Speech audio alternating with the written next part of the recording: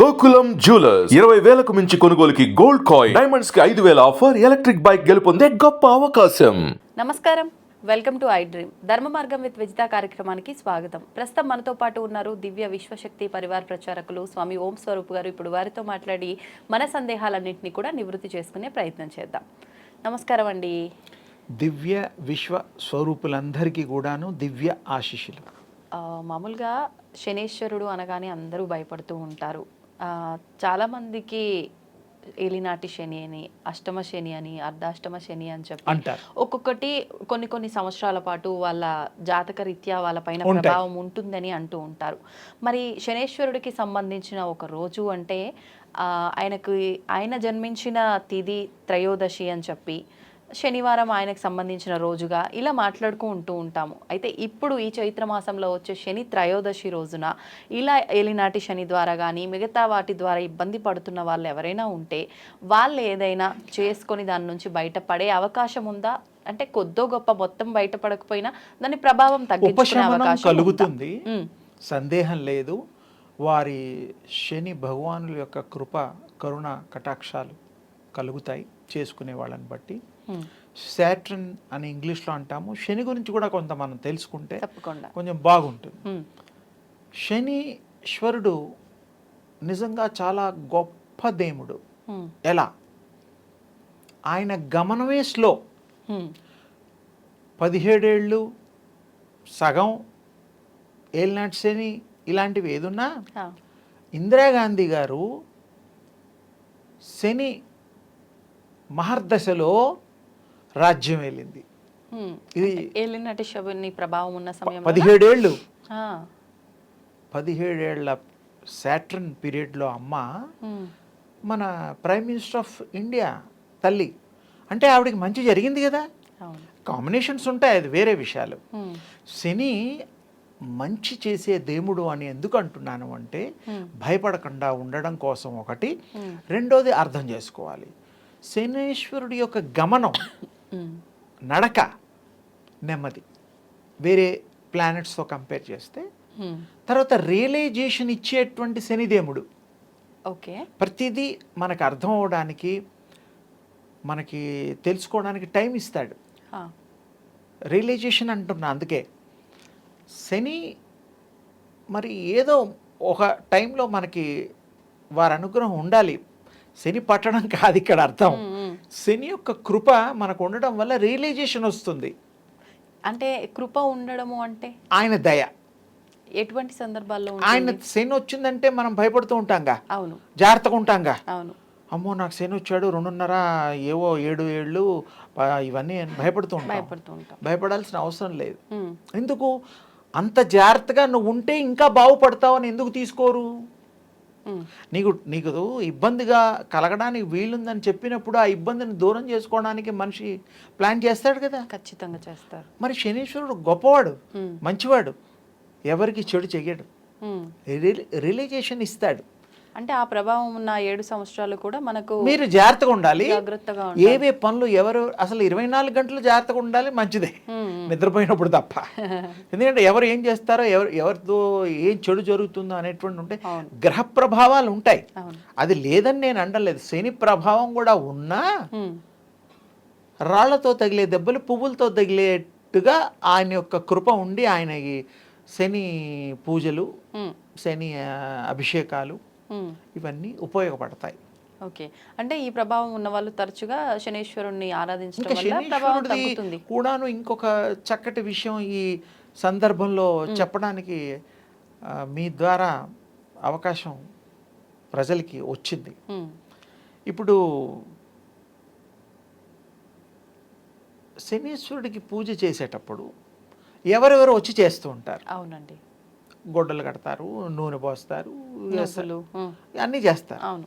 ఒకరు చేశాక మొత్తం క్లీన్ అయ్యి శుభ్రం అయిపోయి ఇంత ఆయిల్ లేకుండా డ్రై అయిపోయే పరిస్థితిలో శుభ్రంగా తుడిచేసిన తర్వాత శుద్ధి కార్యక్రమం కూడా ఉంటుంది. ఆ తర్వాత మళ్ళీ వేరే వాళ్ళు చెయ్యాలి. ఇప్పుడు గుళ్ళల్లో చాలా మంది నేను చూసి అప్పుడప్పుడు బాధ అనిపిస్తుంది.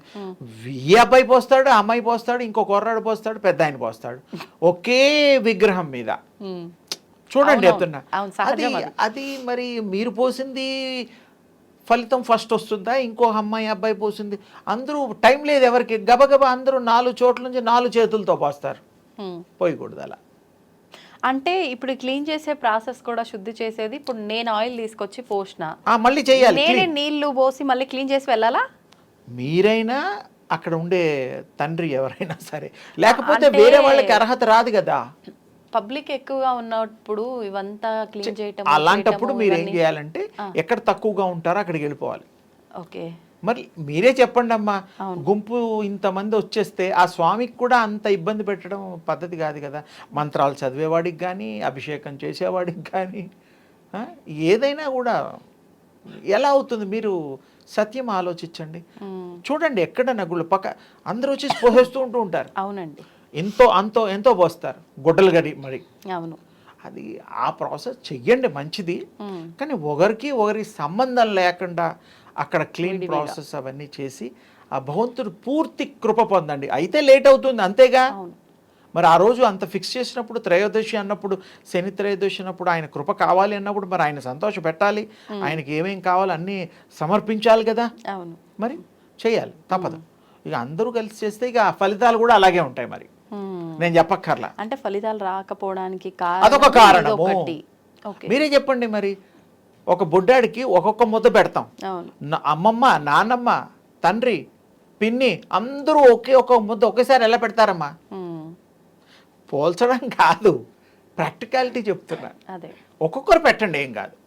అలాగే ఒక్కొక్కరు పూజ చేసుకోండి, కానీ చేసుకున్నప్పుడు మొత్తం అయితేనే ఇది అవుతుంది. లేకపోతే అది ఒకరికొకరికి ఇబ్బందులు కూడా కలుగుతాయి. ఎందుకంటే వారు చేసిపోయింది శుభ్రం లేకుండా మళ్ళీ మీరు చేస్తే అవును అది కాంటాక్ట్స్ అవుతాయి. సూక్ష్మాతి సూక్ష్మమైనటువంటి అర్థం ఉంటుంది దాంట్లో. ఓకే.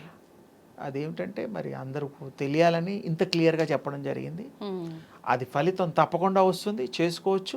రోజు కూడా అభిషేకం చేసుకోవచ్చు. మాస శివరాత్రి వచ్చేటువంటిది ఎలాగ చేసుకుంటున్నామో అలాగే శనేశ్వరుడికి మనం ఎవరికి ఏదైనా చేయదలుచుకుంటే చేసుకోవచ్చు, మంత్రం చదువుకోవచ్చు, చెయ్యొచ్చు, ఆయన కృప పొందొచ్చు, ఆయన అనుగ్రహం తప్పకుండా ఇప్పుడు ఉంటుందమ్మా. ఆయన దయ ఉంటుంది మన మీద. ఆయన ఒక్కటే మనకి ఏదైనా ఏ ఎఫెక్ట్ అయినా స్లోగా చేస్తాడు, ఇమీడియట్గా యాక్సిడెంట్ చేయడు, ఇమీడియట్గా మీకు చెడు చేయడమ్మా. వేరేవన్నీ ఇమీడియట్గా కొన్ని అయ్యే గ్రహాలు ఫోర్స్ ఉంటాయి. సాటర్న్ స్లో, నిజమైన మంచి దేవుడు. అంటే మంచైనా చెడుగానే జరుగుతుంది, స్లోగానే జరుగుతుంది, చెడైనా స్లోగానే జరుగుతుందా? ప్రభావం అనేది స్లోగానే ఉంటుంది. ప్రభావం స్లోగా ఉంటే మీకు మంచిది కదా, తొందరగా అయితే కష్టం కదమ్మా. అంటే ఈలోపు మనం ఏదో ఒక నిర్ణయం తీసుకొని దాన్ని మార్చుకునే రియలైజేషన్ అని అందుకే మాట్లాడా. ఏదన్నా జరగబోతోంది కరెక్ట్గా ఆలోచించాలంటే టైం కావాలి. సెకండ్లో నువ్వు చేయమంటే ఎట్లా చేస్తాం మనం? అవును. ఏదో బెడ్ మీద పడుకొని డాక్టర్స్ అంటారు ఇమీడియట్ ఆపరేషన్ అన్నట్టు కాదు కదా. సజెషన్ తీసుకోవడానికి కొంత డబ్బు చూసుకోవాలి, బెడ్ మీద అవసరం. అది ఇప్పుడైతే ప్రత్యేకించి ఆ రోజున మనం చేయాల్సింది నవగ్రహాల ప్రదక్షిణలు. ముందు శనేశ్వరుడికి సంబంధించింది విశేషంగా వారికి ఎవరెవరికి ఏ విధంగా ఇస్తామో నువ్వులు సంబంధించిన తైలాభిషేకాలు ఇవన్నీ చేస్తే చాలా మంచిది. ఇప్పుడు పూర్తిగా తడవాలి కూడా విగ్రహం. ఓకే. అది ఇంకొక పాయింట్. మొత్తం ఎక్కడ తడవకుండా కాదు, మొత్తం కంప్లీట్గా డిప్పు లాగా అనుకో, తడిస్తేనే అప్పుడు ఆ స్వామికి అది పద్ధతి. ఏదో వేసామంటే ఒక స్పూన్ వేయడం అలా కాదమ్మా. ఒక గిన్నెలోకి బుడ్డి గిన్నెలు, అంత పెద్ద విగ్రహానికి ఇంత బుడ్డి గిన్నె ఎక్కడ సరిపోతుంది, మొత్తం వేయాలి, బాగా కారాలి, ఇలా మునిగిపోవాలి. అందుకే ఇంగ్లీష్ పదం వాడాను, మునకేయాలి. ఆ స్వామిని అర్చించుకోవాలి, అంత ప్రేమగా ఆరాధిస్తేనే ఆ స్వామి కృప చేస్తాడు, ఫోర్స్ తగ్గిస్తాడు. చెప్పాగా, పువ్వులతో కొడతాడు, దెబ్బే పువ్వులతో మెత్తగా, అప్పుడు మీకు కావాల్సింది పని అయిపోతుంది. అదే. ఇప్పుడు ఈ నవగ్రహ ప్రదక్షిణ తర్వాత చాలా మంది ఫస్ట్ ఆలయంకి వెళ్ళగానే నవగ్రహ ప్రదక్షిణ చేసి కాళ్ళు కడుక్కున్న అనంతరం ప్రధాన ఆలయంలోకి వెళ్ళి దైవాన్ని దర్శించుకుంటారు. కరెక్ట్ పద్ధతి అంటారా? అంటే నిజానికి నవగ్రహ పూజ ఆ ప్రదక్షిణాలు సపరేట్, అది డిస్టెన్స్లో ఉండేవి ఒకప్పుడు. ఓకే. ఇప్పుడు ఒకే ఆలయ ప్రాంగణంలో ప్రజెంట్ రన్నింగ్లో ఉండే గాడ్స్ అవును. ఎవరైతే ఆ దేవుళ్ళని పెట్టేస్తున్నారు. దేవుళ్ళకి కూడా ట్రెండింగ్ ట్రెండ్ ఇప్పుడు అంటే అనకూడదు. ఇప్పుడు ఒక ఆలయం ఆంజనేయ స్వామి అంటే ఆంజనేయ స్వామి ఉండేవారు ఒకప్పుడు, శివాలయం అంటే శివాలయమే ఉండేదమ్మా. ఇప్పుడు మల్టిపుల్ ఉంటున్నారు. అన్నీ వచ్చేస్తున్నాయి. అంటే ఎవరికి ఏది కావాలో దండం పెట్టుకొని వెళ్ళిపోవడానికి వీలుగా కరెక్టే, కానీ అవునవును, అది ఒక ప్రాంగణంలో అలా ఉండకూడదు. అది మన పూర్వం గుళ్ళు చూడండి. అవును. ఇప్పుడు లక్ష్మీనరసింహ స్వామి టెంపుల్ ఉంది యాదగిరిగుట్టలో, అక్కడ వేరే దేవుడు ఎవరున్నారు ఆయన పక్కన ఉంటాడు కదా, లక్ష్మీనరసింహ స్వామి వారే ఉంటారు. అక్కడ ఆంజనేయ స్వామి ఉంటే ఆంజనేయ స్వామికి సపరేట్ ఉంది యాదగిరిగుట్టలో, సపరేట్గా విడిగా ఉంటుంది. ప్రతి దేవుడికి సపరేషను, ఆవరణ, ఆ యొక్క ప్రహారీ గోడలు అన్నీ విడిగా ఉంటాయి.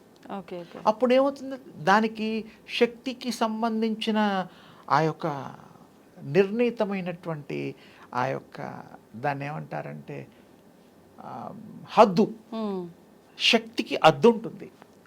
ఇంకా గుళ్ళల్లో ప్రదక్షిణాలు చేసేటప్పుడు ఇంకా గమనించాల్సింది, కొంతమంది 27, 11 ఇలా లెక్క పెడుతూ ఉంటారు. దాని అర్థం ఇంకా లోతుగా చెప్తున్నాను. ఆ భూమిలో ప్రతిష్ఠ చేసినప్పుడు 1000 అడుగులు వరకు ఆ యొక్క శక్తి తరంగాలు ప్రసరిస్తూ ఉంటాయి. ఈ ప్రదక్షిణ చేసే వాళ్ళ కింద పాదాలకి అవి తగులుతాయి, ఆ శక్తి పుంజాలు. అది ఎప్పుడు మనకి మంచి జరుగుతుందంటే నామం చేస్తూ ఆ భగవంతుడికి ఇష్టదైవాన్ని ప్రార్థన చేస్తూ ప్రదక్షిణ చేసిన వాడికి పుణ్యం ఎక్కువ వస్తుంది. దీనికి మీకు ఎగ్జాంపుల్, మన వీజా వెంకటేశ్వర స్వామి హైదరాబాద్లో ఉన్నాడు. అక్కడ చిలుకూరి బాలాజీ స్వామి ప్రదక్షిణాలు 1000 అవి లెక్కలు ఉన్నాయి. బాలాజీ స్వామిని, వెంకటేశ్వర స్వామిని తలుస్తూ వాళ్ళు చేస్తూ ఉంటారు. ఆ శక్తిని ఎక్కువ పొందుతారు, వాళ్ళకి ఎక్కువ మంచి జరుగుతుంది. ప్రతి గుళ్ళోనూ ఆ దేవుడి యొక్క శక్తి ఉంటుందమ్మా, సందేహం లేదు. కానీ ఒకే దాంట్లో ఈ మధ్య చాలా చోట్ల అన్ని దేవుళ్ళు ఒకే చోట ఎవరు ఎక్కడికి పోకుండా సౌకర్యంగా ఉండొచ్చు, కానీ మన పూర్వ పద్ధతుల్లో విడిగా ఉండేవి. అదే కరెక్టు. రావి చెట్టు, తర్వాత మరి దాన్ని ఏమంటారు, లక్ష్మీ అమ్మవారికి సంబంధించిన వేప చెట్టు, ఇవన్నీ ఉండేవి. ఇప్పుడు కొన్నిట్లో ఉండడం లేవు. తులసి కోటలు ఉండేవి. శివాలయం ఇవన్నీ విడివిడిగా ఉన్న దాంట్లో ఉండే విశేషాలు వేరే ఉంటాయి. ప్రతిష్టలు కూడా ఉంటాయి, స్వయంభూలు కూడా ఉంటాయి. వాటిని ఇవన్నీ స్థల పురాణం తెలుసుకొని మనం దర్శనాలు చేసుకుంటే మంచిది. సంతోషం అండి. అమ్మ శుభం.